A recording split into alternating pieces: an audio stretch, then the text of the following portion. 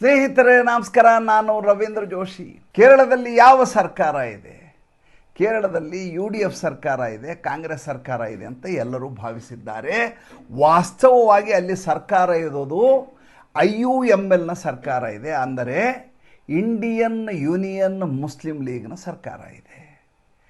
ಹೇಳಿದರೆ ಯಾರೂ ನಂಬೋದಿಲ್ಲ.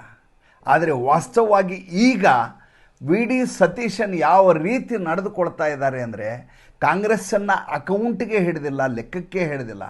ಮುಸ್ಲಿಂ ಲೀಗ್ ಏನು ಹೇಳುತ್ತೆ, ಅದರ ನಾಯಕರು ಏನು ಹೇಳ್ತಾರೆ, ಅದಕ್ಕೆ ತಕ್ಕ ಹಾಗೆ ತಮ್ಮ ಸಂಪೂರ್ಣವಾದ ವರ್ತನೆಯನ್ನು ಬರೆಸಿಕೊಂಡಿದ್ದಾರೆ ಮತ್ತು ಅದಕ್ಕೆ ಅನುಗುಣವಾಗಿ ಆಡಳಿತವನ್ನು ನಡೆಸ್ತಾ ಇದ್ದಾರೆ. ಹಾಗಾದರೆ ವಿಷಯ ಏನು? ವಿಷಯ ನಿಮಗೆ ಗೊತ್ತು. ರಾಹುಲ್ ಗಾಂಧಿಯವರು ಸುವೇಂದು ಅಧಿಕಾರಿ ಅವರ ವಿರುದ್ಧ, ನರೇಂದ್ರ ಮೋದಿ, ಅಮಿತ್ ಶಾ ವಿರುದ್ಧ ಇನ್ನಿಲ್ಲದ ಹಾಗೆ ಹರಿಹಾಯ್ದಿದ್ದರು. ಯಾವ ವಿಷಯಕ್ಕೆ?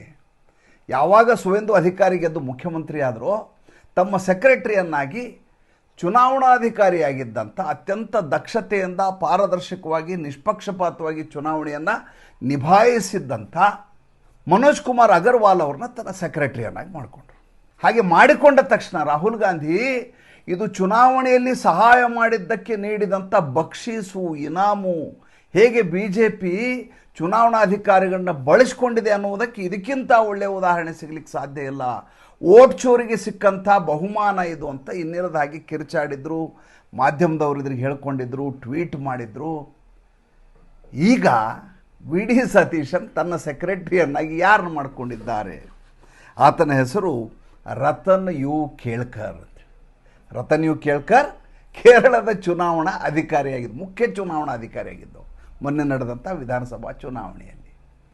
ಅಲ್ಲ ರೀ, ರಾಹುಲ್ ಗಾಂಧಿ ಹಂಗೆ ಹೇಳಿದ್ದಾರೆ, ಬಕ್ಷಿಸು, ಬಹುಮಾನ, ಇನಾಮು ಅಂತೇಳಿ. ಇಲ್ಲಿ ಅವರದೇ ಮುಖ್ಯಮಂತ್ರಿ VD ಸತೀಶನ್ನು ಮತ್ತೆ ಚುನಾವಣಾಧಿಕಾರಿಯನ್ನು ಹೆಂಗೆ ಮಾಡಿಕೊಂಡ್ರು?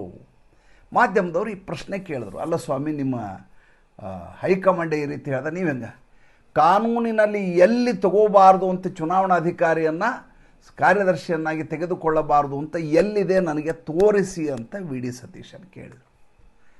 ಬಾಯಿ ಮುಚ್ಚಿಕೊಳ್ಳಬೇಕಾದ ಸರದಿ ಮಾಧ್ಯಮದವರದಲ್ಲ, ರಾಹುಲ್ ಗಾಂಧಿ ಅದು. ರಾಹುಲ್ ಗಾಂಧಿಗೆ ಇದೇ ರೀತಿ ಏಟುಗಳು ಬೇಕಾದಷ್ಟು ಸಲ ಬಿದ್ದಿದ್ದಾವೆ. ಈಗ ಭಾಳ ದೊಡ್ಡ ಏಟು ಬಿದ್ದಿರೋದು. ಗೌತಮ್ ಅದಾನಿ ವಿರುದ್ಧ ಈತ ಹರಿಹಾದ ಸಂದರ್ಭದಲ್ಲಿ ಇವರದೇ ತೆಲಂಗಾಣದ ಮುಖ್ಯಮಂತ್ರಿ ರೆಡ್ಡಿ ಆತನಿಂದ ದುಡ್ಡನ್ನು ಪಡೀತಾರೆ ಬಹಿರಂಗವಾಗಿ. ಆ ಕಡೆ ರಾಜಸ್ಥಾನದಲ್ಲಿ ಅಶೋಕ್ ಗೆಹ್ಲೋಟು ಆತನಿಂದ ಪ್ರಾಜೆಕ್ಟ್ ಮಾಡಿಸ್ತಾರೆ, ಮುಖ್ಯ ಅತಿಥಿಯನ್ನಾಗಿ ಕಾರ್ಯಕ್ರಮಕ್ಕೆ ಕರೆಸ್ತಾರೆ. ಅಂದರೆ ಇವರ ಮುಖ್ಯಮಂತ್ರಿಗೂ ಮತ್ತು ಈ ಹೈಕಮಾಂಡ್ಗೂ ಒಬ್ರಿಗೊಬ್ಬರು ಸಂಬಂಧ ಇಲ್ಲ ಅನ್ನುವುದಕ್ಕೆ ಇದಕ್ಕಿಂತ ಒಳ್ಳೆಯ ಉದಾಹರಣೆ ಬೇಕಾಗಿಲ್ಲ. ಆದರೆ ರಾಹುಲ್ ಗಾಂಧಿಗೆ ಈಗ ಬಂದಿರುವ ಪರಿಸ್ಥಿತಿ ಇದೆಯಲ್ಲ, ಇದು ಕೇವಲ ಮತ್ತು ಕೇವಲ ಒಂದು ಹುದ್ದೆಯನ್ನು ಒಬ್ಬ ವ್ಯಕ್ತಿಗೆ ಕೊಟ್ಟದ್ದಲ್ಲ, ಮುಸ್ಲಿಂ ಲೀಗ್ ಹೇಗೆ ತನ್ನ ಪಾರುಪತ್ಯವನ್ನು ಕೇರಳದಲ್ಲಿ ನಡೆಸ್ತಾ ಇದೆ ಅನ್ನೋದಕ್ಕೆ ಇದು ಸಾಕ್ಷಿ.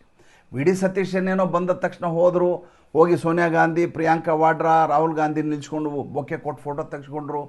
ಇದು ತೋರಿಕೆಗೆ ಮಾಡಿದಂಥ ರಾಜಕೀಯ ಕಸರತ್ತು ಬಿಟ್ಟರೆ, ಇಲ್ಲಿ ಕೇರಳದಲ್ಲಿ ಮಾತ್ರ ಮುಸ್ಲಿಂ ಲೀಗ್ ಕೇವಲ 9 ಸೀಟುಗಳ ಕಡಿಮೆ ಇರೋದರಿಂದ ಕಾಂಗ್ರೆಸ್ಸಿಗೆ 9 ಸೀಟಿನ ಕೊರತೆ ಇದೆ. ಆ ಕೊರತೆಗೋಸ್ಕರ ತಲೆಯ ಮೇಲೆ ಕೂತ್ಕೊಂಡು, ಹೆಗಲ ಮೇಲೆ ಕೂತ್ಕೊಂಡು ಸವಾರಿಯನ್ನು ಮಾಡ್ತಾ ಇದೆ. ಈಗ ಹಳೆಯ ಸುದ್ದಿ ಒಂದು ಮತ್ತೆ ಚಾಲ್ತಿಯಲ್ಲಿ ಬಂದಿದೆ. ಅದೇನೆಂದರೆ, ನೀವು ಚುನಾವಣಾ ಆಯುಕ್ತರನ್ನು ಅಪಾಯಿಂಟ್ಮೆಂಟ್ ಮಾಡುವಲ್ಲಿ ಸೋನಿಯಾ ಗಾಂಧಿ ಪಾತ್ರ ಹೇಗಿತ್ತು ಅವತ್ತಿನ ಕಾಲದಲ್ಲಿ? ಯಾವುದೇ ಸಾಂವಿಧಾನಿಕ ಹುದ್ದೆಯಲ್ಲಿ ಇರಲಾರದಂಥ, ಪ್ರಧಾನಮಂತ್ರಿಯೂ ಕೂಡ ಇರಲಾರದಂಥ ಸೋನಿಯಾ ಗಾಂಧಿಯವರು ಏಪ್ರಿಲ್ 21, 2009ರಲ್ಲಿ ನವೀನ್ ಚಾವ್ಲಾ ಎನ್ನುವಂಥ ಒಬ್ಬ ವ್ಯಕ್ತಿಯನ್ನು ಮುಖ್ಯ ಚುನಾವಣಾ ಆಯುಕ್ತರನ್ನಾಗಿ ನೇಮಕಾತಿ ಮಾಡ್ತಾರೆ. ಏಕೆಂದರೆ ಇಂಡಿಯಾ ಟುಡೇ ಅನ್ನುವಂಥ ಅತ್ಯಂತ ವಿಶ್ವಾಸಾರ್ಹ ಅಂತ ಈ ದೇಶದಲ್ಲಿ ಹಂಚಿಕೊಂಡಿರುವಂಥ ಪತ್ರಿಕೆ ಫ್ರಂಟ್ ಪೇಜ್ನಲ್ಲಿ ತನ್ನ ಕವರ್ ಪೇಜಲ್ಲಿ ಹಾಕ್ತದೆ, ಸೋನಿಯಾ ಗಾಂಧಿ ಅಪಾಯಿಂಟೆಡ್ ನವೀನ್ ಚಾವ್ಲಾ CEC ಅಂತ. ಸೋನಿಯಾ ಗಾಂಧಿ ಹೇಗ್ರಿ ಅವರು ಅಪಾಯಿಂಟ್ ಮಾಡ್ತಾರೆ? ಈ ನವೀನ್ ಚಾವ್ಲಾ ಯಾರು? ಈತ farmer secretary of broadcasting corporation ಇದ್ದಂಥ ವ್ಯಕ್ತಿ. ಅಂಥ ವ್ಯಕ್ತಿಯನ್ನು ಮುಂದೆ ಕರ್ಕೊಂಬಂದು ಗೋಪಾಲ್ ಸ್ವಾಮಿ ಜೊತೆ, ಗೋಪಾಲ್ ಸ್ವಾಮಿ ಎಲೆಕ್ಷನ್ ಕಮಿಷನರ್ ಇದ್ದಾಗ ಅವ್ರ ಹತ್ರ ಬಿಡ್ತಾರೆ. ಗೋಪಾಲ್ ಸ್ವಾಮಿ ಇವ್ರ ಮೇಲೆ ದೂರುಗಳನ್ನು ನೀಡ್ತಾರೆ. ಏನಂತ ದೂರುಗಳನ್ನು ನೀಡ್ತಾರೆ? ಈತನನ್ನು 3 ಜನ ಇರ್ತಾರೆ, ಒಬ್ಬ ಮುಖ್ಯ ಚುನಾವಣಾ ಆಯುಕ್ತ, 2 ಜೊತೆಗಿರುವಂಥ ಕಮಿಷನರ್ಸು. ಈತ ಮೀಟಿಂಗ್ ನಡೆಯುವಾಗ ಮಧ್ಯೆ ಬಾತ್ರೂಮ್ಗೆ ಎದ್ದು ಹೋಗಿ ಸೋನಿಯಾ ಗಾಂಧಿಗೆ ಫೋನ್ ಮಾಡಿ ಎಲ್ಲ ವಿಷಯವನ್ನು ಹೇಳ್ತಾನೆ. ಈತ ಗೌಪ್ಯವನ್ನು ಕಾಪಾಡೋದಿಲ್ಲ, ಸಭೆಯ ಗೌಪ್ಯವನ್ನು, ತನ್ನ ಹುದ್ದೆಯ ಗೌಪ್ಯವನ್ನು ಕಾಪಾಡೋದಿಲ್ಲ. ಆದ್ದರಿಂದ ಈತನನ್ನು ಕಿತ್ತಿ ಬಿಸಾಕಬೇಕು ಅಂತ ರೆಕಮೆಂಡೇಶನ್ ಕಳಿಸಿರ್ತಾರೆ. ಆದರೆ ಸೋನಿಯಾ ಗಾಂಧಿ ಈತನಿಗೆ ಬಕ್ಷೀಸು ಕೊಡಲಿಕ್ಕೆ, ಬಹುಮಾನ ಕೊಡಲಿಕ್ಕೆ ಆತನನ್ನು ಚೀಫ್ ಎಲೆಕ್ಷನ್ ಕಮಿಷನರ್ ಮಾಡ್ತಾರೆ. ಅಂದರೆ ಇವರಿಗೆ ಪರಂಪರಾನುಗತವಾಗಿ ಈ ರೀತಿಯ ಮೋಸದ ಆಟವನ್ನು, ಕಪಟ ನಾಟಕವನ್ನು ಮಾಡುವ ಅಭ್ಯಾಸ ಇದೆ. ಅದರ ಮುಂದುವರಿದ ಭಾಗವಾಗಿ ಕಾಂಗ್ರೆಸ್ಸಿನ ಒಬ್ಬ ಎಲೆಕ್ಷನ್ ಕಮಿಷನರು ಈಗ ಸೆಕ್ರೆಟರಿ ಆಗ್ತಾರೆ. ಆ ಸೆಕ್ರೆಟರಿ ಕಾಂಗ್ರೆಸ್ ಹೇಳಿದ್ದರಿಂದ ಬಂದದ್ದಲ್ಲ, ಮುಸ್ಲಿಂ ಲೀಗ್ ಹೇಳಿದ್ದರಿಂದ ಬಂದದ್ದಾಗಿದೆ. ಮುಂದಿನ ದಿನಗಳಲ್ಲಿ ಕೇರಳದ ರಾಜಕಾರಣ ಹೇಗಿರುತ್ತೆ ಅಂತ ಅತ್ಯಂತ ಕುತೂಹಲದಾಯಕವಾದ ವಿಚಾರ. ಮತ್ತೆ ಮುಂದಿನ ಸಂಚಿಕೆಯಲ್ಲಿ ಹೊಸ ವಿಷಯದೊಂದಿಗೆ ಬರ್ತೀನಿ. ಈ ಸಂಚಿಕೆ ಹೇಗೆ ಅನ್ನಿಸ್ತು ದಯವಿಟ್ಟು ತಿಳಿಸಿ. ನಮಸ್ಕಾರ.